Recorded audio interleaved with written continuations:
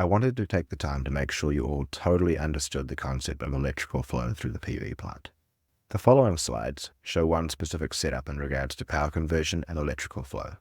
So, firstly, sunlight strikes the PV modules. The sunlight is converted into electricity within the PV module. And as we know from previous slides, the electricity that's generated is DC electricity, direct current. Modules are wired together in strings. Remember that a string is just the technical name for a group of modules all wired together in series.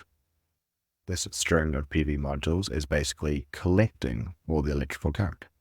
And all of this collected electricity is then transported via a home run of DC cabling to a combiner box as shown. So you now have the electricity from multiple strings all feeding into a single combiner box, where additional electrical protection such as fuses will be located. So the combiner box is pretty much doing exactly what it says, combining or consolidating all this electricity. There's a few obvious benefits here. The DC feeders are higher gauge cables, so they'll have reduced electrical losses. And since each of them can carry more current, there's simply less of them, which makes for easier management and less terminations once we get to the inverter stage. The DC electricity then needs to be transported from the combiner box to the next key component in line, the inverters, shown here. This is achieved using what are commonly known as DC feeders. There's a number of ways to do this, either in underground trenching or above ground cable trays. Once the DC electricity has been transferred to the inverter does its job, which is to convert this DC electricity into AC electricity. Remember that the key reason we need to do this is that the electricity on the utility grid is all high voltage AC, and we have to match that. So now we have AC electricity, which has been produced by the inverters, and we need to transport this electricity to the next step in the chain, which is the transformer. Now we're at the transformer level, and the transformer's job is to step the voltage of the AC electricity up.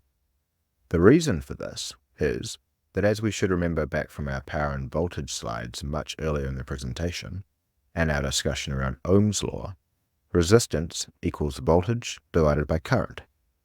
Now, remember that power can be calculated by multiplying voltage by current, but Ohm's law states that voltage can also be expressed by current multiplied by resistance. This means that you can calculate power by squaring your current and multiplying it by the resistance. Since the resistance of the cabling from the transformer to the interconnect won't change, as that's a function of the material that's being used, to minimize the power losses in the system, we want to minimize the current as much as possible. The only way to do that, again, going back to Ohm's law, is to increase the voltage. So, step the voltage up, reduce the current required, and reduce the power losses in the system. We then need to transport this AC electricity from the location of the transformer out to the point of interconnect.